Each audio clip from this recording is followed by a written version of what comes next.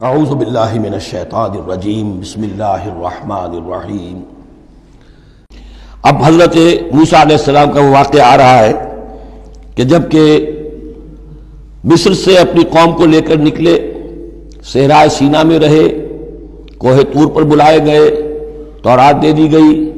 اب اس کے بعد انہیں حکم ہوا کہ فلسطین میں داخل ہو جاؤ، اور وہاں جو مشرک اور کافر قومیں آباد تھیں، فلسطی کہلاتے تھے، ان کو تم ان کے ساتھ جنگ کرو، انہیں وہاں سے نکالو، اور یہ تمہارے لیے ارض مقدس اللہ کی طرف سے موعود ہے، اس لیے کہ تمہارے ابراہیم، تمہارے جد امجد تھے، وہ یہی تھے، یہی حضرت اسحاق تھے، یہی سے پھر حضرت یعقوب کے زمانے میں حضرت یوسف علیہ السلام جب مصر چلے گئے تھے تو یہاں سے تمہاری منتقلی مصر ہوئی تھی۔ اب جو اپنا اصل گھر ہے جاؤ اسے حاصل کرو۔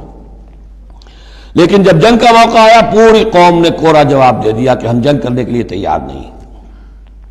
اس پر حضرت موسیٰ علیہ السلام کے مزاج میں جو تلخی پیدا ہوئی اور طبیعت کے اندر یوں سمجھیے بیزاری کی شدت پیدا ہوئی، وہ آپ دیکھیے گا کہ ہم یہ سمجھتے ہیں کہ رسول جو ہے وہ اپنی امت کے حق میں شفقت ہی شفقت ہوتا ہے، شفقت بھی ہے، جیسے اللہ کا معاملہ رؤوف بھی ہے، ودود بھی ہے، لیکن عزیز ذو انتقام بھی ہے، انتقام لینے والا بھی ہے۔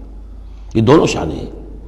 رسول کا معاملہ بھی یہی ہے، شفیق بھی ہے لیکن غیور بھی ہے، دین کی غیرت اس میں ہے، آپ سے بڑھ کر اللہ کے دین کی غیرت اس میں ہے، تو آخر ظاہر بات ہے کہ آپ کے طرز عمل سے بیزاری بھی ہوگی۔ پھر ان دونوں چیزوں کو سامنے رکھیے۔ اور یہ بات ذرا میں عرض کر دوں، تھوڑی سا نکتہ ہے سمجھنے کا، کہ چونکہ اس قوم کو اب تک بہت سا تجربہ ہوا تھا معجزوں کا، پیاس لگی، ہم سورہ بقرہ میں پڑھ آئے ہیں، ایک ضرب لگی چٹان پر 12 چشمے پھوٹ گئے، کوئی محنت تو کرنی نہیں پڑی۔ بھوک لگی، من و سلوہ نازل ہو گیا۔ دھوپ لگی، سائبان جو ہے وہ ابر کا سائبان ساتھ ساتھ چل رہا ہے۔ سمندر راستے میں آیا، پھٹا، اس نے راستہ دے دیا۔ تو اس سے یہ بھی کہا جا سکتا ہے کہ اس لاڈ پیار کی وجہ سے بگڑ گئے تھے، اور یہی حکمت ہے کہ حضور کی پوری زندگی میں آپ کو اس طرح کا کوئی معجزہ نظر نہیں آتا۔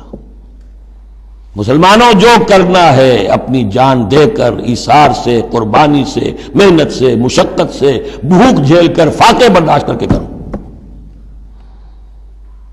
یہ بہت اہم نکتہ ہے، سمجھ لیجیے۔ یہ عادی ہو گئے تھے۔ وَإِذْ قَالَ مُوسَىٰ لِقَوْمِهِ يَا قَوْمِ اذْكُرُوا نِعْمَةَ اللَّهِ عَلَيْكُمْ إِذْ جَعَلَ فِيكُمْ أَنْبِيَاءَ وَجَعَلَكُمْ مُلُوكًا۔ اور یاد کرو جب کہ موسیٰ نے کہا اپنی قوم سے، میری قوم کے لوگوں، اور تورات سے معلوم ہوتا ہے، بک آف ایکسوڈس جو ہے، 6 لاکھ کی نفری تھی ان کی جب یہ نکلے ہیں مصر سے۔ اب ان میں بوڑھے بھی، بچے بھی اور عورتیں بھی، ان کو نکال دیجئے تو کم سے کم 1 لاکھ تو ہوں گے کہ جو ایسے لوگ ہوں کہ جو جنگ کی صلاحیت رکھتے ہوں، اور نیچے جائیے برسبیل تنزل تو 50,000 تو ہوں گے، لیکن ان کا حال کیا ہوا وہ دیکھ لیجئے۔ یا قوم اذکروا نعمت اللہ علیکم، میری قوم کے لوگوں، اللہ کے اس انعام کا احساس کرو جو تم پر ہوا ہے۔ اذ جعل فیکم انبیاء، جب کہ تمہارے اندر اس نے نبی اٹھائے، یعنی خود میں نبی ہوں، میرے بھائی ہارون نبی ہیں، حضرت موسیٰ نبی تھے، حضرت یوسف نبی تھے جو آئے تھے۔ وجعلکم ملوکا، اور تمہیں بادشاہ بنایا ہے۔ بادشاہ بنایا ہے تو ظاہر بات ہے اس وقت تک اگرچہ ان کی بادشاہت تو قائم نہیں ہوئی تھی، ہو سکتا ہے یہ پیشین گوئی ہو کہ جو بتائی جا رہی ہو کہ آئندہ تمہیں اللہ تعالیٰ زمین کی سلطنت بھی اور خلافت بھی دینے والا ہے، جیسے کہ حضرت داؤد اور حضرت سلیمان کے زمانے میں ہوئی۔ ایک رائے یہ بھی ہے کہ چونکہ حضرت یوسف کے زمانے میں انہیں بڑا اقتدار حاصل ہو گیا تھا، بادشاہ تو نہیں تھے، لیکن یہ کہ واقعتاً بادشاہوں کے بھی، جن کو کہتے ہیں کہ پیرزادے ہونے کے اعتبار سے بادشاہوں کے بھی مخدوم تھے اور ممدوح تھے، تو شاید اس کی طرف اشارہ ہو۔ وَآتَاكُم مَّا لَمْ يُؤْتِ أَحَدًا مِّنَ الْعَالَمِينَ، اور تمہیں وہ ساری چیزیں دیں جو پوری دنیا میں تمام جہان والوں میں کسی کو نہیں دی۔ یا قوم ادخلوا الارض المقدسۃ التي كتب اللہ لکم، اے میری قوم کے لوگوں اب داخل ہو جاؤ اس ارض مقدس میں، اس فلسطین میں جو اللہ نے تمہارے لیے لکھ دی ہے، اللہ کا فیصلہ ہے، تمہیں ملے گی۔ ولا ترتدوا على ادبارکم، اور اب اپنی پیٹھوں کے بل نہ واپس نہ پھرنا، فتنقلبوا خاسرین، اگر ایسا کرو گے تو خسارے میں رہو گے۔ قالوا یا موسیٰ ان فیہا قوما جبارین، انہوں نے کہا موسیٰ ہم فلسطین میں داخل ہو جائیں، اس میں تو بڑی جابر قوم ہے، بڑی طاقتور قوم ہے، قداور لوگ ہیں، لعیم ہیں، جسیم ہیں، ان فیہا قوما جبارین وانا لن ندخلها حتی یخرجوا منها، ہم اس زمین میں داخل نہیں ہوں گے، اپنے قدم نہیں بڑھائیں گے جب تک کہ وہ وہاں سے نکل نہ جائیں۔ وَإِن يَخْرُجُوا مِنْهَا فَإِنَّا دَاخِلُونَ، وہ نکل جائیں پھر ہم داخل ہو جائیں گے۔ قَالَ رَجُلَانِ مِنَ الَّذِينَ يَخَافُونَ، کہا دو اشخاص نے کہ جو خوف رکھتے تھے اللہ کا بھی، انعم اللہ علیہما، اللہ نے بھی ان پر انعام کیا تھا۔ یہ دو شاگرد تھے جو قریبی صحابی یا حواری تھے حضرت موسیٰ کے۔ یوشع ابن نون تو وہ ہے کہ جو پھر ان کے بعد جانشین بھی ہوئے، اور گمان غالب یہی ہے کہ وہ نبی بھی تھے، اور دوسرے تھے کالب بن یفنہ۔ تو ان دونوں نے اپنے قوم کے لوگوں کو سمجھانا چاہا۔ قال رجلان من الذین یخافون انعم اللہ علیہما ادخلوا علیہم الباب، ہمت کرو دروازے میں ایک دفعہ گھسو تو صحیح۔ فاذا دخلتموہ فانکم غالبون، جب تم داخل ہو جاؤ گے تو غلبہ تمہیں مل جائے گا۔ وعلی اللہ فتوکلوا، اللہ پر توکل کرو، ان کنتم مؤمنین، اگر تم مومن ہو۔ قالوا یا موسیٰ انا لن ندخلها ابدا، انہوں نے کہا موسیٰ ہم تو کبھی بھی، یہ ترجمہ کبھی بھی اصل میں کیا گیا ہے اس مصحف میں بھی، لیکن یہ گرامر کے اندر عربی محاورے میں ابدا، ہرگز ہرگز، ہم ہرگز ہرگز داخل نہیں ہوں گے۔ یا موسیٰ لن ندخلها ابدا، ہم ہرگز داخل نہیں ہوں گے، ما داموا فیہا، جب تک کہ وہ اس میں موجود ہیں۔ فاذهب انت وربک، جاؤ تم اور تمہارا رب، اور یہ میری طرف سے اضافہ کر لیجئے، ساتھ اپنی لٹھیاں بھی لے جاؤ، یہ تمہارا عصا جو ہے اتنے بڑے بڑے کارنامے دکھائے ہیں، یہ بھی ساتھ لے جاؤ۔ فَذْهَبْ أَنْتَ وَرَبُّكَ فَقَاتِلَا، اور جا کے قتال کرو، إِنَّا هَاهُنَا قَاعِدُونَ، ہم تو یہاں بیٹھے ہیں، زمین جنبت نہ جنبت محمد، ہم تو یہاں ٹکے ہوئے، ہم نہیں ہلیں گے۔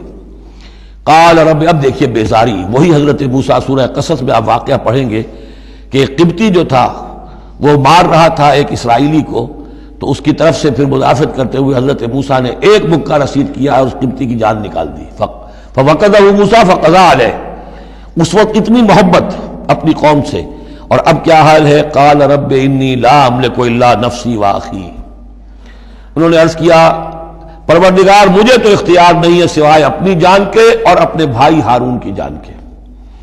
فَفْرُقْ بَيْنَنَا، باقی یہ پوری قوم انکار کر رہی ہے تو اب تفریق کر دے، علیحدہ کر دے، جدائی ڈال دے ہمارے مابین، وَبَيْنَ الْقَوْمِ الْفَاسِقِينَ، اور ان ناہنجار لوگوں کے درمیان، میں اب ان کے ساتھ رہنا نہیں چاہتا۔